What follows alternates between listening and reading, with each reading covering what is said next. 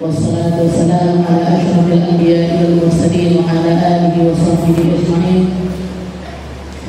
سبحانك لا علم لنا إلا ما علمتنا إنك أنت العليم الحكيم. رب اشرح لي صدري ويسر لي أمري واحلل عقدة من لساني يفقهوا قولي. أما بعد، الحمدلله على نعمة الإسلام، alhamdulillah ala nikmatil iman wa kafa biha ni'mah.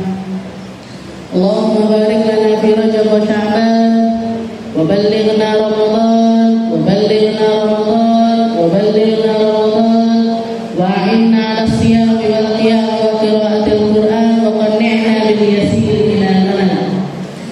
Alhamdulillah, segala puji bagi Allah Subhanahu wa taala yang mengumpulkan kita, mendudukkan kita, menjadikan kita bagian dari hamba-hamba yang pada sore hari ini dikasih kesempatan untuk ngaji, dikasih kesempatan untuk berzikir bersama, dikasih kesempatan untuk membaca salawat kepada Nabi kita Nabi Muhammad sallallahu alaihi wasallam.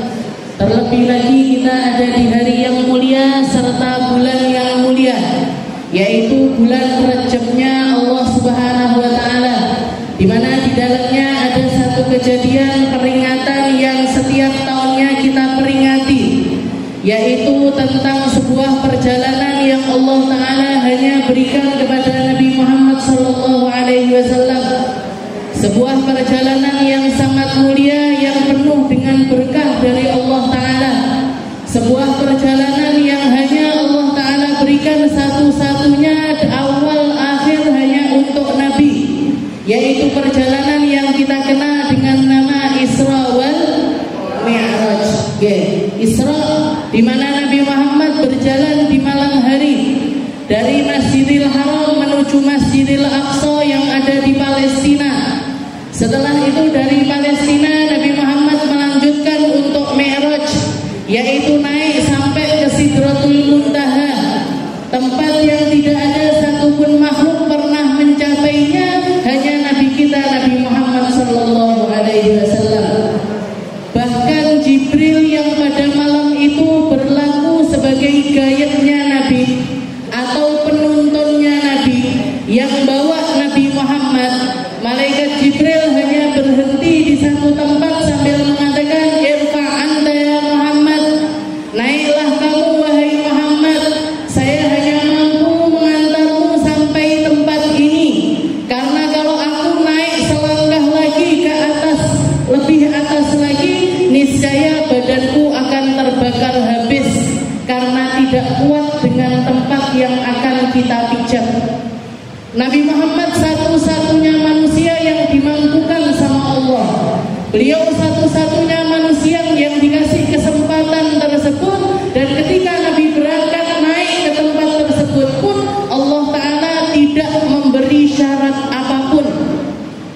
Kalau Nabi Allah Musa ketika beliau menjadi kalimullah, pertama kali berbincang dengan Allah Ta'ala, Allah Ta'ala mengatakan kepada Nabi Musa, "Ya Musa, ikhla'na alaik fa innaka bil ardil muqaddasi tuwa."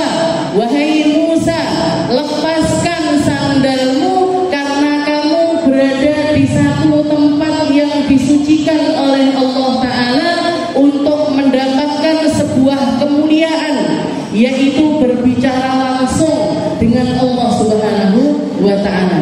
Sandalnya suruh melepas.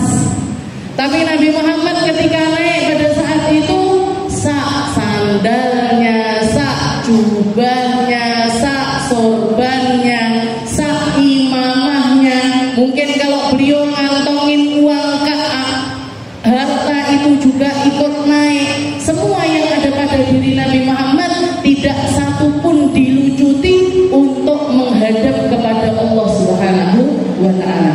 Makanya Nabi kita Nabi Muhammad adalah Nabi yang paling mulia. Nabi kita Nabi Muhammad adalah Nabi yang tidak ada duanya.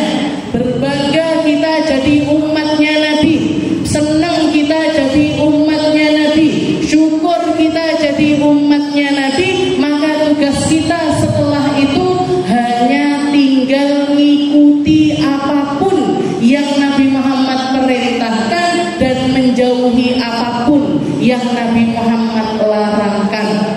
Kita di bulan Rajab ini diajarkan sama Nabi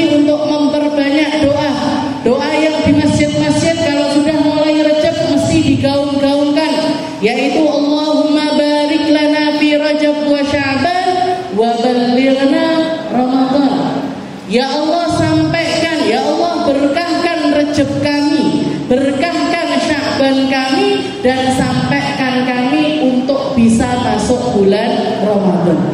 Kenapa kok kita perlu dengan doa ini? Karena berapa banyak orang-orang yang tahun kemarin masih puasa Ramadan, tahun ini sudah nggak bisa puasa. Tahun kemarin masih bisa tarawih, tahun ini sudah nggak bisa. Tahun kemarin bisa tadarusan, tahun ini sudah nggak dimampukan lagi oleh Allah Subhanahu wa Ta'ala. Makanya mumpung kita ada di bulan Rejab, ini bulan yang sangat dekat dengan Ramadan, kita menanamkan niat bahkan sebelum masuk bulan Ramadan. Ya Allah, berkahi Rejab saya, berkahi Sya'ban saya, dan berkah dari 2 bulan ini sampaikan saya untuk siap menerima setiap hal indah yang akan Allah Ta'ala berikan bagi umatnya di bulan Ramadan. Kita dikasih tambahan nikmat luar biasa di bulan Ramadan. Makanan kalau hari-hari biasa rasanya ya seperti itu, kalau bulan Ramadan jadi spesial. Dengan lek siang-siang Ramadan, apalagi masih awal-awal Ramadan, melihat karet gelang koyok spaghetti, ngelihat sabun cuci piring kayak sirup marjan, gitu. Yang parah ngelihat kecoa dikira kurma, gitu. Kenapa? Kenapa kok hati kita sebegitunya dengan makanan? Karena kita sama Allah Ta'ala ketika bulan Ramadan itu dikasih lauk paling nikmat, dikasih lauk sama Allah Ta'ala sebuah rasa yang paling nikmat. Apa itu lauk paling nikmat? Lapar. Lapar itu lauk yang paling nikmat. Kenapa? Karena kalau jenengan sudah kenyang, mau ada makanan seenak apapun di depan mata, rasanya biasa-biasa aja. Tapi kalau sudah kadung lapar, tempe tahu dipenyet pakai sambal ditambahi kecap, mati tidak karu-karuan. Bisa habis 2 piring, bisa habis 3 piring. Ojo sampai 4 piring, keparahan itu. Jadi sampai ngentek-ngentek. Kenapa? Padahal lauknya biasa-biasa saja. Lauknya biasa-biasa saja. Kenapa? Karena kita dapat lauk tambahan yang paling nikmat, yaitu rasa lapar. Syukurnya nambah, sabarnya nambah, dididik nafsu kita, dididik keadaan hati kita, dididik roh kita sama Allah Ta'ala. Secara sadar ataupun gak sadar kita, roh kita sedang bertambah mulia, roh kita sedang naik derajatnya, roh kita sedang mendapatkan kemuliaan-kemuliaan yang akan mendekatkan kita dengan kebaikannya Allah Subhanahu wa Ta'ala. Allahumma barik lana fi Rajab wa Sya'ban wa balighna Ramadan. Dan ditambah lagi Nabi Muhammad mengajarkan doa ini agar kita memperpanjang niat untuk persiapan sampai masuk bulan Ramadan ini, gak jadi hamba-hamba yang melaluinya secara biasa-biasa saja.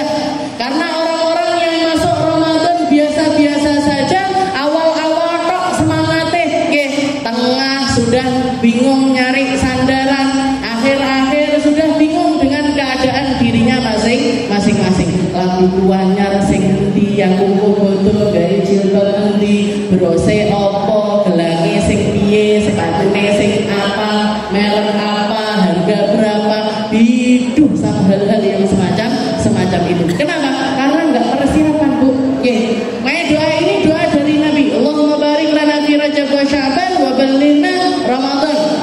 Kalau ada orang mengatakan itu kan hadisnya dhaif, memang hadisnya dhaif, hadisnya lemah, tapi hadis lemah lebih baik ketimbang nggak sama sekali. Hadis lemah boleh diamalkan kalau untuk fadhailul a'mal. Jadi hadis ini diajarkan sama Nabi, walaupun sanad hadisnya itu lemah, tapi tetap boleh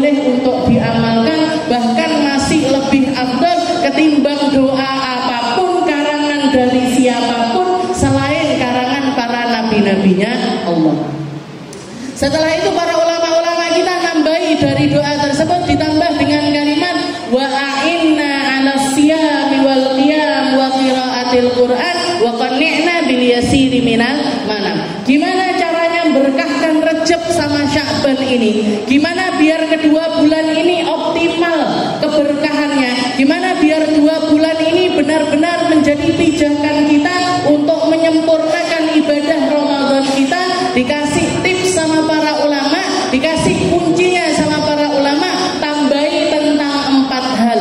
Oke, tambahkan 4 hal. Apa itu? A'inna 'alas siyam, perbanyak puasa.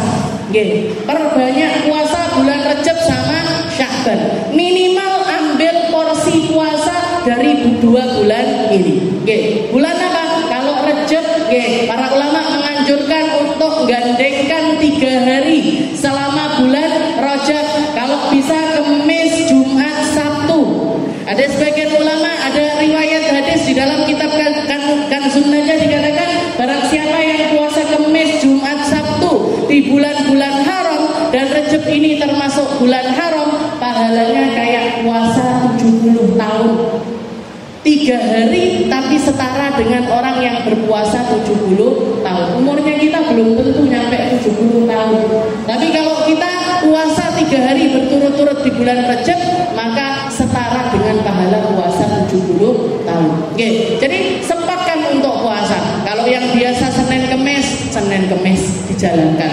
Kalau bisa nambah, pengen puasa setiap hari, boleh apa enggak? Boleh. Oke, pengen puasa kayak puasanya Nabi Allah Daud, sehari puasa, sehari enggak, monggo silahkan. Oke, jadi ambil porsi untuk berpuasa. A'inna 'alas siyam.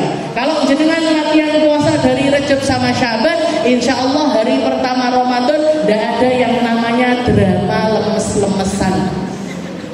Biasanya hari pertama Ramadan itu nyapa hari pertama puasa nih. Tapi kalau dari Rajab Sya'ban sudah latihan, insya Allah tidak ada drama yang semacam itu. A'inna 'alas siyam. Setelah itu apa? Wa a'inna 'alal qiyam. Bantu kami ya Allah untuk bisa bangun malam, untuk bisa dapat porsi dari ibadah malam hari. Sholat malamnya ditambahin. Kalau biasanya 2 rakaat tambah jadi 4 rakaat. Kalau biasa 4 rakaat tambah jadi 6 rakaat. Biasa 6 rakaat tambah 8 rakaat. Pokoknya nambah, Bu. Witirnya jangan lupa, ba'diyah isyaknya jangan lupa, qobliyah isyaknya jangan lupa. Jadi ibadah-ibadah sholat malam hari ini mulai kita rutinkan, itu nanti insya Allah juga nggak ada drama terawih ngitungi rokaat. Papa 6, 10. Kalau kita sudah nambahi ibadah malam selama 2 bulan ini, insya Allah Ramadan kita nggak ada drama lagi. Nggak ada drama ngitungin yang sajadah ngeten-ngeten. Gimana apa ya, gimana piro ya, nggak ada. Atau apalagi sampai ngecek imamnya sholat sopo, lek cepet aku elok sholat, lek nggak cepet ganti masjid yang lain atau ganti langgar yang lainnya. Insya Allah nggak ada drama-drama kayak gitu. Kenapa? Sudah latihan. Di 2 bulan ini kita sudah berlatih. Ba'diyah isya kalau bisa 2 rakaat. Kalau yang rawatib 2 rakaat, kalau bisa 4 rakaat lebih sempurna. Qobliyah isya itu juga dianjurkan. Bahkan sebagian ulama menamakan 2 rakaat sebelum isya itu dengan sholat birrul walidain. Sholat bakti sama orang tua. Itu 2 rakaat sebelum sholat isya. Kalau jenengan mau ngamalkan sholat birrul walidain, monggo. Jadi sholatnya namanya sholat sunnah mutlak, atau kita niatkan untuk niat qobliyah isya. Tapi para ulama menamai nama dengan nama sholat birrul walidain, sholat bakti sama orang tua. Kenapa? Karena orang kalau bakti sama orang tua ini pahala 2 rakaat ini insya Allah akan tersampaikan kepada orang tuanya, mau orang tuanya masih hidup ataupun sudah meninggal dunia. Setelah itu witirnya jenengan tambahin. Kalau di madhabnya Imam Syafi'i, witir itu hukumnya sunnah. Tapi di ulama-ulama lain, Imam Malik mengatakan sholat witir itu hukumnya wajib. Karena Nabi Muhammad pernah mengatakan man lam yutir falaisa minna. Barang siapa yang tidak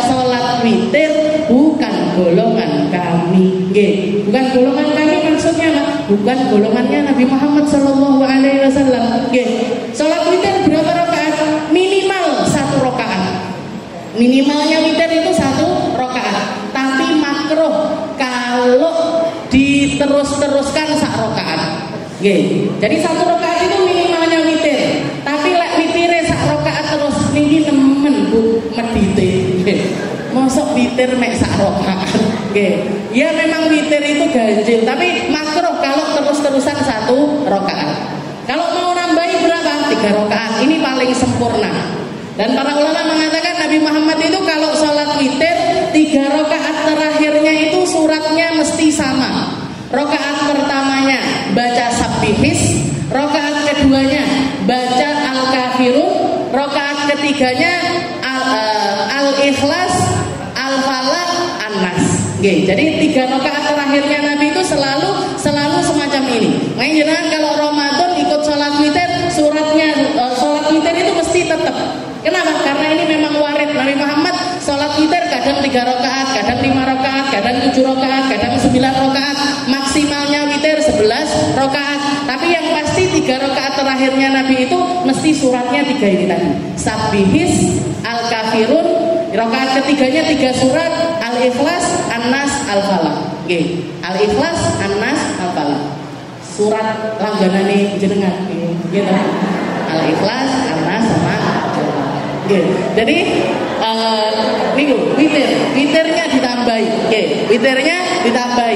Setelah itu kalau bangun malam jenengan qiyamul lail, biasanya 2 rakaat tambah 4 rakaat. Kalau udah 4 rakaat tambah 6 rakaat, 6 rakaat tambah sampai ke nominal yang tidak terkira. Terserah sak kuate jenengan, sak mampunya jenengan. Sambil dinikmati, sambil dinikmati, sambil ditadabburi, sambil mengisi kekosongan hati ini untuk diisi dengan hadiratnya Allah Subhanahu wa taala. Sayyidah Rabi'atul Adawiyah, seorang wali perempuan yang paling termasyhur.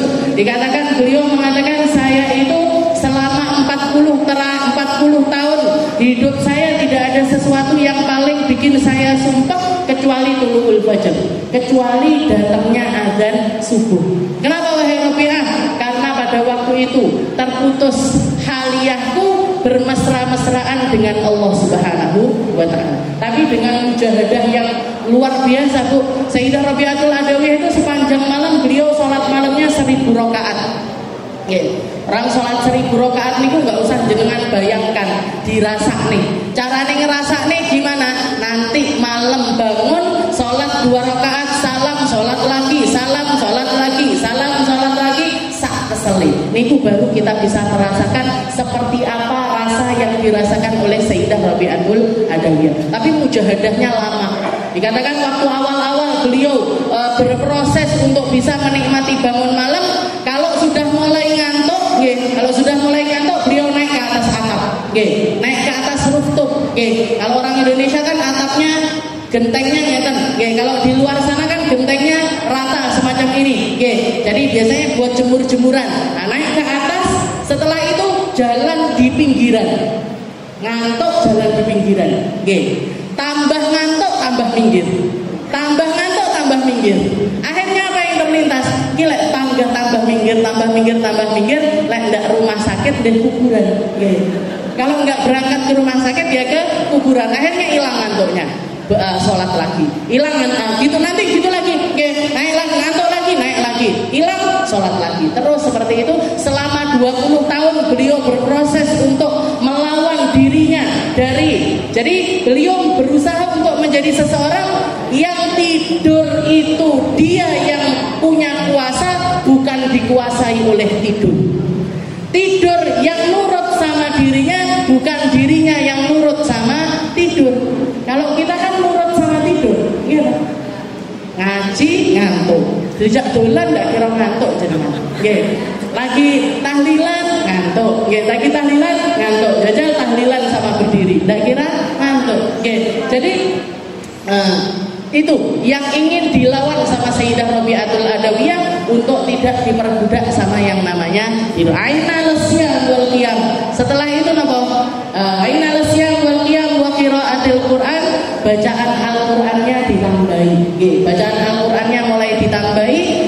terakhir wa qanni'na bil yasiri minal manam. Nggih, minta sama Allah taala untuk dicukupkan ibadah, nggih, lengkap sama ibadah dengan modal tidur yang sedikit. Ini permintaannya para ulama. Mugi-mugi semuanya dimampukan sama Allah taala. Mugi-mugi dikasih keberkahan di waktunya, dikasih keberkahan di umurnya, dikasih keberkahan untuk melangkah di tempat-tempat yang baik, untuk melakukan perkara-perkara yang baik bersama orang-orang baik, dan menjadi suatu yang dilanggengkan sama Allah taala di dunia sampai ke akhirat nanti.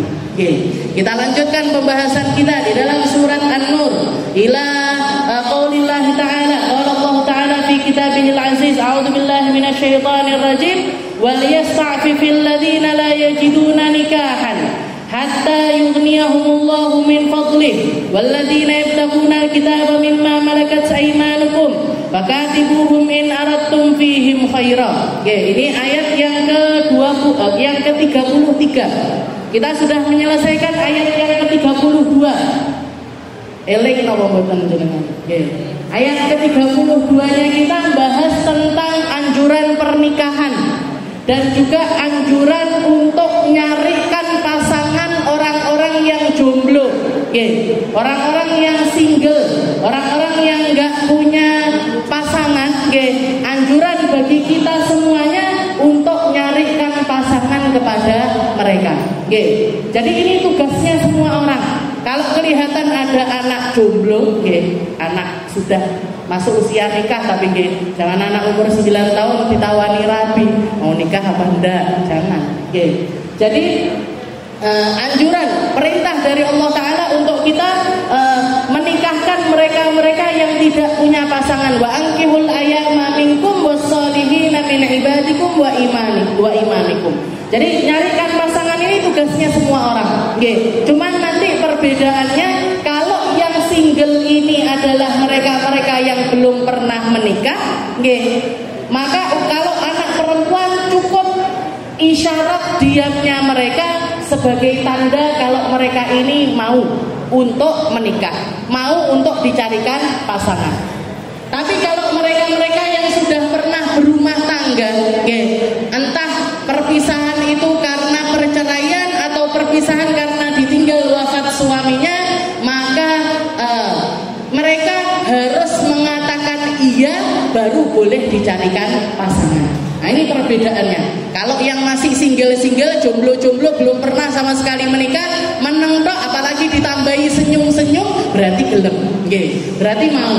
Kenapa? Karena ya biasanya fitrahnya manusia itu, fitrahnya orang itu kalau udah masuk usia nikah, masuk usia dewasa, ada hasrat biologis di dalam dirinya dan butuh untuk disalurkan.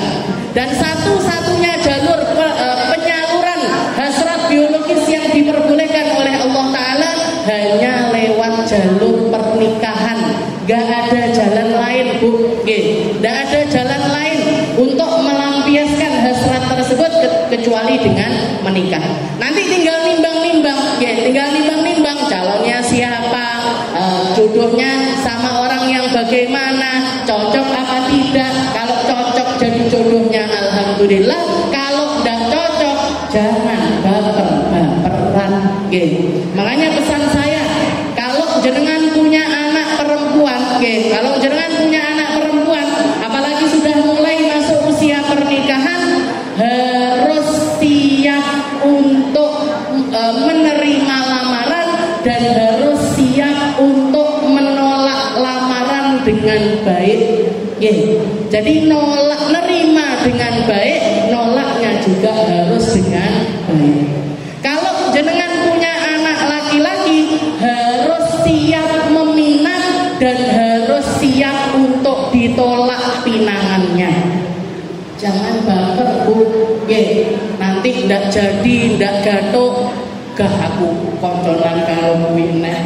Mau aku mau dolan ke rumah orang itu lagi, satu-satunan nggak mau nyapai, pegelnya di istilahnya di emosinya diturut-turuti sehingga semuanya menjadi sesuatu yang nggak baik. Semuanya menjadi sesuatu yang nggak baik. Makanya harus siap. Jangan harus siapkan diri.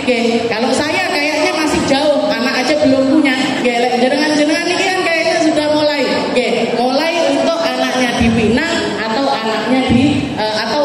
sunting anaknya orang lain. Maka harus siap nih, wow. Siap nerima, siap ditolak. Siap nerima, siap untuk menolak. Siap meminang dan siap untuk ditolak. Ditolak itu sesuatu yang biasa. Berarti duduk jodoh nih. Berarti bukan jodohnya. Insya Allah jodohnya lebih baik daripada orang tersebut. Terus seperti itu. Sampai kapan? Sampai ketemu klik jodohnya. Sampai ketemu klik jodohnya. Wa ankihul ayama minkum wassalihina min ibadikum wa imai. Ini tugasnya semua orang. Kalau kelihatan ada orang, oh ini jomblo, oh ini anak koncoku iki wis umur sekian, waktunya nikah. Saya punya anak, dicarikan, harus dibantu untuk nyarikan.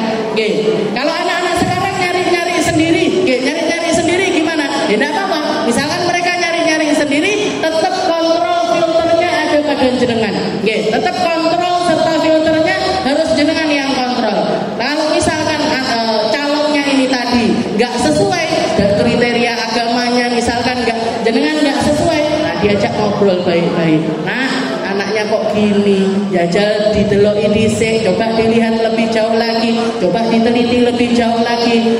Nanti kuncinya di mana? Istikharah. Nanti kuncinya ada di dalam istikharah. Kita punya Tuhan. Kalau kita pilihan kita bisa salah, bisa benar. Tapi kalau pilihannya Allah Ta'ala, insya Allah nggak pernah salah. Kuncinya nanti terakhir ada di istikharah. Kalau istikharahnya baik, bismillah dijalankan. Kalau istikharahnya nggak baik, bismillah untuk ditinggalkan. Setelah itu dikatakan di sini Allah Ta'ala mengatakan wal yasta'fifil ladzina la yajiduna nikahan hatta yughniyahumullahu min fadli. Allah Ta'ala mengatakan terus bagi mereka-mereka yang nggak ketemu jodohnya ini gimana? Mereka-mereka yang nggak dapat pasangan ini gimana?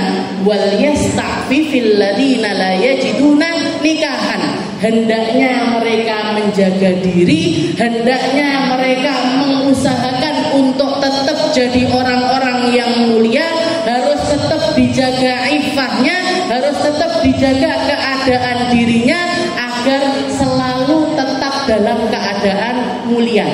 Kalau bahasanya ustazah sekarang kerennya niku jomblo fisabilillah.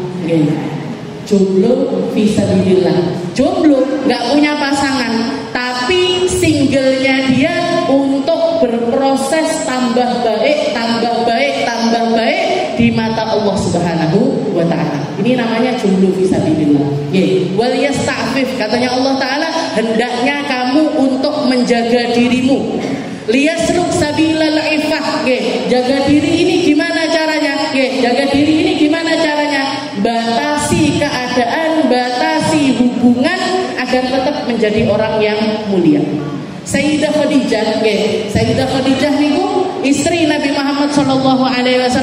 Beliau nikah di usia yang sangat muda sekali. Belasan tahun beliau sudah menikah. Pernikahan pertama gagal. Pernikahan kedua suaminya meninggal. Setelah pernikahan kedua beliau sempat ada rasa di dalam dirinya, sudah saya nggak pengen nikah lagi.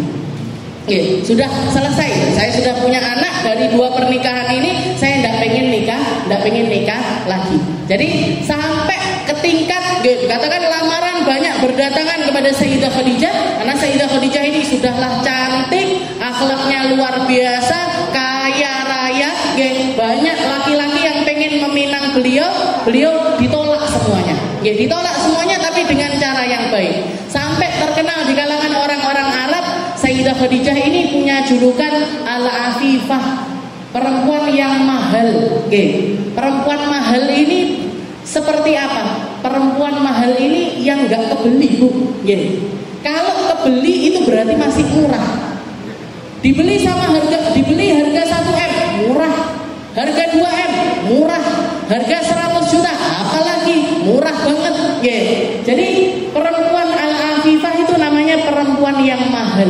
Perempuan mahal ini gimana? Perempuan yang nggak kebeli, nggak bisa dibeli dengan apapun, nggak bisa diiming-imingi dengan apapun. Beliau lurus, walaupun dalam keadaan sendiri, tapi tetap menjadi seseorang yang akhlaknya luar biasa dan juga memiliki hubungan dengan orang-orang ini dalam keadaan tetap terjaga. Itu Sayyidah Khadijah. Namanya di sini Allah Ta'ala menggunakan kalimat wal yasta'fifil ladzina la yajiduna nikahan hatta yughniyahumullahu min fadli. Allah Ta'ala mengatakan sampai kapan ini berproses untuk jaga diri walaupun nggak punya pasangan. Ini sampai kapan? Hatta yughniyahumullahu min fadli, sampai dia dicukupkan oleh Allah.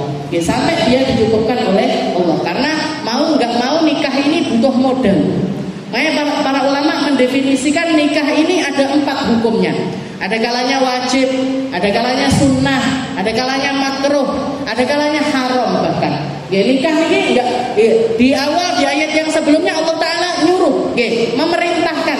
Tapi perintahnya ini enggak mutlak menjadi perintah yang hukumnya wajib. Ada kalanya nikah hukumnya wajib. Kapan nikah hukumnya wajib? Ketika seseorang memerlukan dengan pernikahan dan dia sudah punya modal untuk menikah. Punya modal untuk nikah, punya rumah yang layak untuk dihuni istrinya, punya biaya yang dipakai ngasih makan, belikan baju untuk istrinya. Istrinya nggak boleh dalam keadaan yang terlunta-lunta. Jadi setelah dipinang sama laki-laki tersebut. Jadi laki-laki ketika mau nikah, itu butuh yang namanya modal. Makanya hukum pertama hukumnya wajib. Kapan? Ketika dia butuh, maksudnya dari segi syahwat dia butuh dengan pernikahan. Kalau tidak nikah nanti bisa berzina, atau kalau tidak berzina dia akan melakukan keharaman-keharaman yang lainnya. Mohon maaf, misalkan masturbasi ataupun onani dan lain sebagainya. Ini berarti orang ini butuh nikah, butuh untuk nyalurkan hasratnya lewat pernikahan. Hukumnya wajib ketika dia akan melakukan keharaman. Sama apa? Sama dia punya modal untuk nikah. Punya modal untuk nikah. Itu yang pertama, wajib. Ada juga yang mengatakan wajib juga pernikahan kalau dinazarkan. Kalau dia bernazar. Jadi misalkan ada orang sakit parah, minta sama Allah Ta'ala, ya Allah, kalau jenengan sembuhkan saya dari penyakit ini, saya akan menikah. Saya akan menikah. Menikah ini ibadah. Maka bisa dipakai untuk menjadi bentuk sebuah nazar. Maka kalau dia disembuhkan sama Allah Ta'ala, pernikahannya hukumnya adalah wajib. Itu yang pertama. Lalu yang kedua, nikah hukumnya sunnah. Nikah hukumnya sunnah. Kapan hukumnya sunnah? Kalau dia itu punya keinginan untuk menikah dan punya uhbah untuk nikah.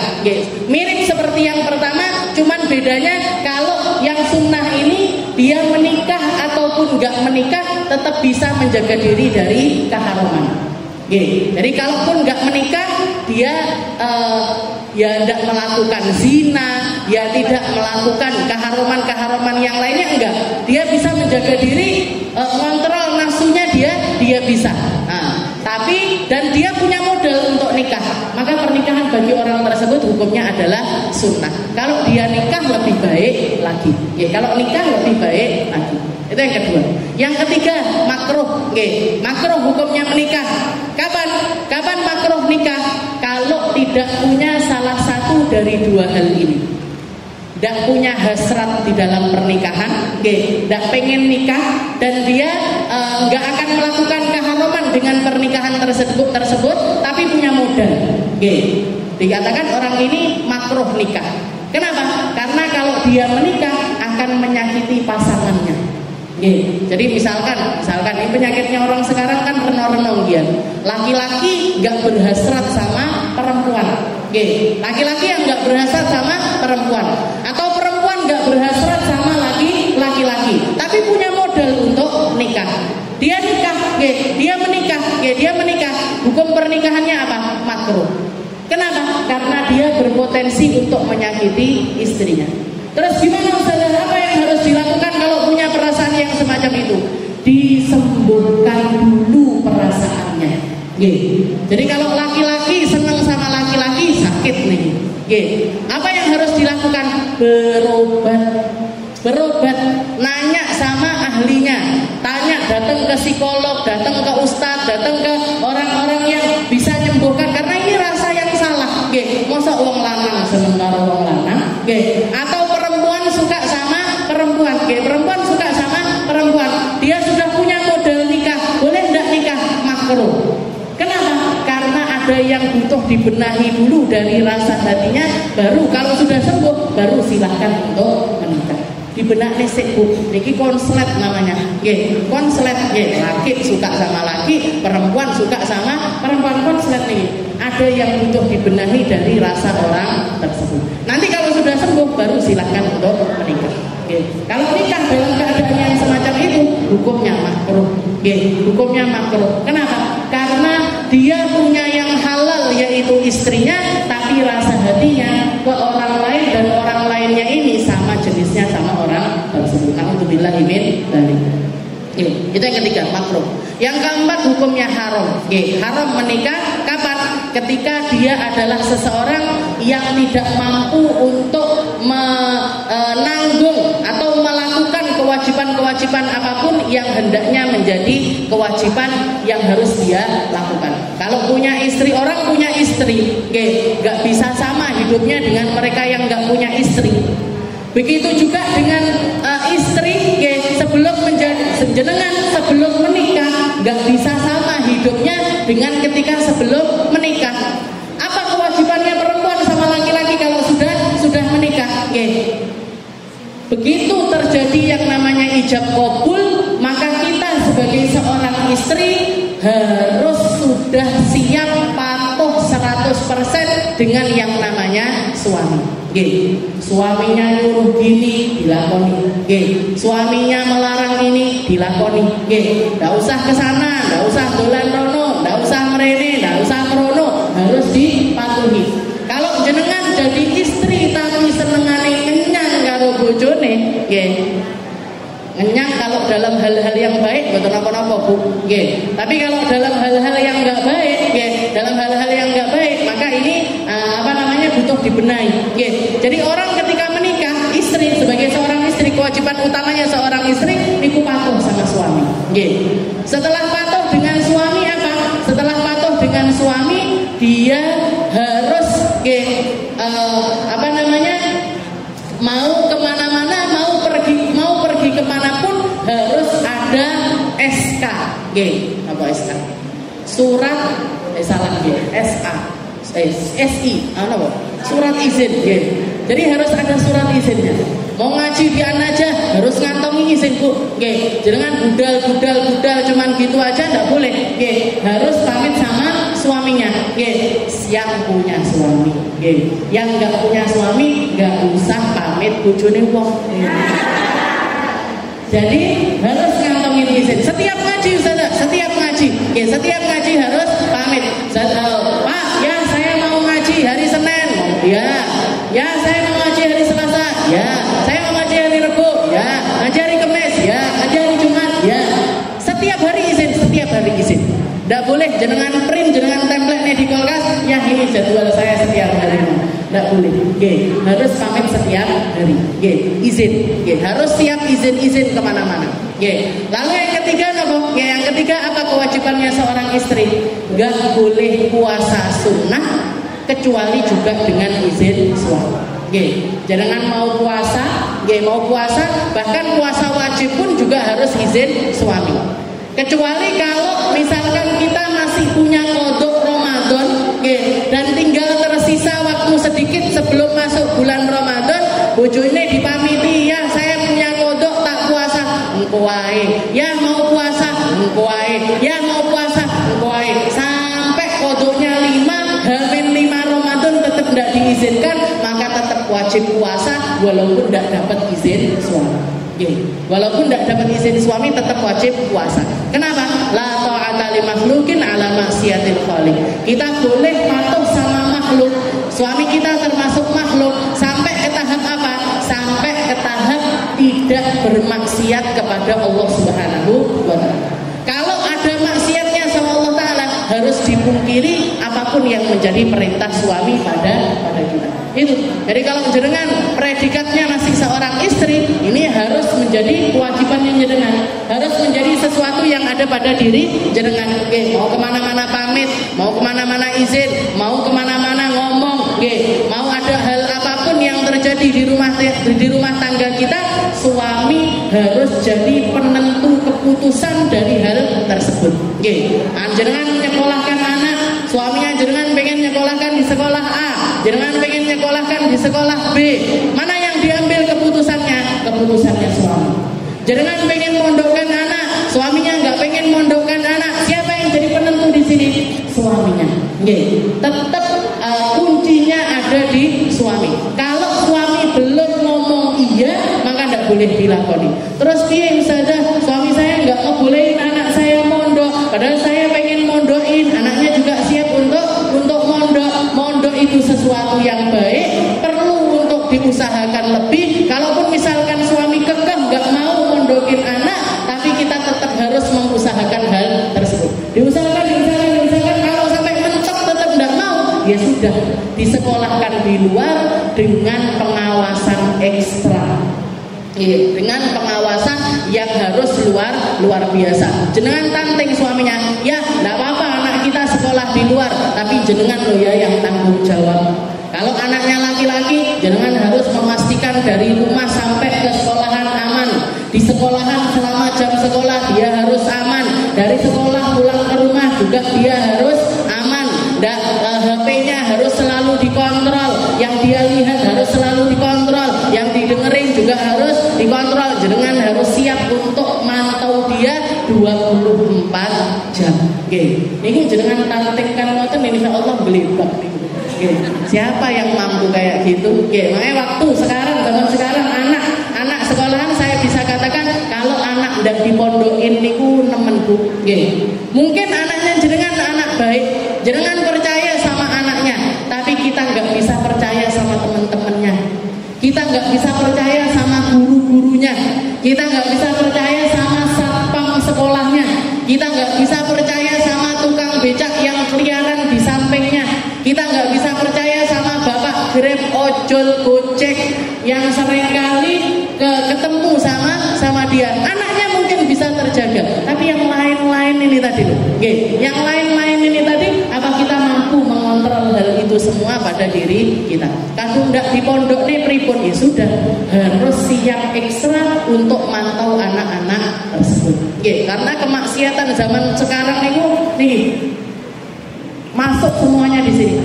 Nenek saya itu sampai juluki HP niku setan gepeng. Niki setan gepeng ini merusak semuanya, merusak segala hal, merusak segala kehidupan gara-gara satu benda kecil ini tadi. Wal yasta'fifil ladina la yajiduna nikahan hatta yughniyahumullahu min fadli. Sampai kapan? Sampai dicukupkan sama Allah Taala. Di sini judulnya Allah Taala ngajarkan kita secara khusus tentang pernikahan, tapi secara umum juga tentang penjagaan diri. Penjagaan diri itu adalah sesuatu yang utama. Kenapa kok Allah Ta'ala, kenapa kok orang yang single harus ekstra di dalam menjaga diri? Karena dia nggak ada tempat untuk melampiaskan hasratnya. Syahwat itu butuh pelampiasan. Dan di dalam hadis Nabi Muhammad pernah mengatakan, ya ayyuhas syabab, tazawwaju, katanya Nabi, wahai anak-anak muda, nikahlah kalian. Fa'illam yakum bikumul ba'ah, falyasum. Katanya Nabi, nikah. Yang sudah mampu nikah, yang sudah bisa nikah, yang sudah pengen nikah, katanya Nabi. Tapi kalau mereka-mereka yang belum mampu nikah gimana? Falyasum. Sama Nabi suruh memperbanyak puasa. Kenapa? Karena puasa ini salah satu cara untuk menekan yang namanya syahwat. Diceritakan sama Nabi Muhammad, Allah Ta'ala ketika menciptakan syahwat. Allah Ta'ala ketika menciptakan syahwat ini ditanya sama Allah Ta'ala, man anta wa man ana, man ana wa man anta, kamu siapa, aku siapa. Dijawab sama syahwat ini mengatakan, anta, ana. Kamu, aku. Kamu, aku. Sama Allah Ta'ala menyuruh malaikat untuk lemparkan dia ke neraka, yang neraka itu tempatnya penuh dengan rasa dingin. Diadab di tempat yang luar biasa dingin selama berpuluh-puluh tahun. Setelah itu dikeluarkan lagi, ditanya lagi sama Allah Ta'ala, man anta wa man ana, kamu siapa, aku siapa. Jawabannya tetap kekeh, anta, ana. Kamu, aku. Dilemparkan lagi masuk ke dalam neraka yang isinya api yang membara selama berpuluh-puluh tahun, dikeluarkan lagi, ditanya lagi sama Allah Ta'ala, man anta wa man ana, kamu siapa, aku siapa. Tetap jawabannya sama, anta, ana. Kamu, aku. Baru setelah itu sama Allah Ta'ala dilemparkan ke satu neraka yang di situ dia dilarang makan, dilarang minum. Dilarang makan, dilarang minum. Setelah itu dikeluarkan sama Allah Ta'ala, man anta wa man ana, maka jawabannya dia, anta rabbi wa ana abdu. Kamu adalah Tuhanku dan aku adalah hambamu. Jadi proses tunduknya syahwat itu dengan jalan puasa. Dengan jalan puasa. Puasa ini Bu identik dengan makan sama minum. Tapi kalau kita punya syahwat macam-macam. Syahwat itu yang bagaimana? Syahwat itu semua keinginan itu namanya syahwat. Semua keinginan itu namanya adalah syahwat. Atau semua ketidaksukaan yang menyinggung emosi kita itu juga syahwat. Yang pengen yang plus yang pengen itu kayak apa? Pengen makan ini, pengen minum ini, pengen ke warung ini. Nah itu namanya kepengin. Pengen baju model ini, pengen sendal ini, pengen rumah yang begini, pengen aksesoris. Itu semuanya keinginan. Itu semuanya adalah keinginan.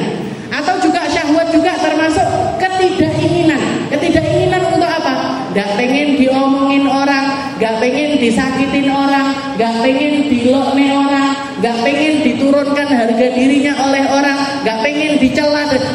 Itu juga namanya adalah syahwat. Itu namanya adalah syahwat. Terus gimana ini? Caranya kita mengendalikan syahwat ini tadi gimana? Karena Nabi Muhammad mengatakan la yu'minu ahadukum hatta yakuna hawahu taba'an lima jitu bih. Katanya Nabi, tidak beriman salah satu di antara kalian sampai hawa nafsunya itu ngikut dengan apa yang datang dari Nabi Muhammad Sallallahu Alaihi Wasallam. Seperti yang diucapkan oleh Sahibul Hadrah. Di dalam Hadrah Basaudan itu ada kalimat yang mengatakan dima lahum syahwah illa lidzikrillah. Orang-orang yang mulia, para kekasihnya Allah, para aulia, para orang-orang soleh, mereka itu punya yang namanya hawa nafsu. Tapi hawa nafsunya itu cuma di dalam satu hal. Apa itu? Illa lidzikrillah. Cuman ingat Allah. Kenyangnya cuman untuk ingat Allah. Keinginannya hanya tentang ingat sama Allah. Makanya Sayyidina Utsman pernah mengatakan, al-mu'min lam yashba' min qiraatil Qur'an. Orang iman itu ruhnya gak pernah kenyang dari bacaan Al-Qur'an. Lah awake dhewe kan gampang warak gitu. Sama Al-Qur'an itu kan gampang kenyang. Ngaji sak juz kok akeh men. Ngaji sak juz itu solihah sekali aku hari ini. Ngoten sampeyan. Zikiran baca salawat 100 kali di dalam sehari. Salawatku wis akeh banget. Jadi gampang kenyang kita. Baru salawatan 100 kali kenyang. Ngelihat-ngelihat yang baik-baik, dengerin ceramah-ceramah di YouTube ataupun juga media-media sosial, kenyang kita. Kalian wis tahu iki. Tapi kalau sudah buka berita politik, perlu ini. Perlu aku sama berita politik kali ini perlu ini. Sama berita-beritanya artis ini perlu, influencer ini perlu, selebgram ini perlu. Gak pernah kenyang kita kalau sama hal-hal semacam itu. Mata kita gak pernah kenyang melihat. Jangan kalau Instagramnya sukanya masak-masak, melihat tuna, habis itu melihat dadar gulung, habis itu gak kenyang, diteluk terus. Tapi baru melihat ceramah setengah jam, 1 jam, kesuwan ini misal. Suwi banget. Kenapa kok bisa seperti itu? Ini imannya masih butuh upgrade. Imannya masih butuh untuk ditumbuhkan terus. Katanya Sayyidina Utsman, al-mu'min lam yashba' min qira'atil Qur'an. Orang iman itu tidak pernah kenyang sama Al-Qur'an. Ngaji 1 juz pengen nambah 2 juz. Ngaji 2 juz pengen nambah 3 juz. Ngaji 3 juz pengen 4 juz. Terus seperti itu. Sayyidina Utsman itu saking cintanya sama Al-Quran, beliau meninggal dalam keadaan lembaran-lembaran Al-Quran itu masih terbuka. Dikatakan ayat terakhir yang beliau baca adalah lafaz di dalam surat Al-Kahfi yang mengatakan wal yatalaqqaf. Nah, kalau jangan lihat di Al-Quran biasanya itu diwarnai merah. Diwarnai merah. Ada yang mengatakan itu karena menjadi ayat terakhir yang dibaca oleh Sayyidina Utsman, dan waktu itu beliau dibunuh, darahnya kena lembaran dari lembaran Al-Quran pada saat itu, tapi juga ada yang mengatakan sebabnya bukan itu, tapi sebabnya adalah karena itu pas tengah-tengahnya Al-Quran. Wal yatalaqqaf. Wal yatalaqqaf. Itu Sayyidina Utsman. Gak pernah kenyang sama Al-Quran, gak pernah kenyang sama puasa. Nah, ini dikatakan ketika malam hari sebelum beliau besoknya terbunuh, malam harinya beliau mimpi didatangi Nabi Muhammad SAW beserta Sayyidina Abu Bakar dan juga Sayyidina Utsman. Mereka mengatakan kepada Sayyidina Utsman, ya Utsman, al-futur indana ghadan ya Utsman, bukone besok sama kami wahai Utsman.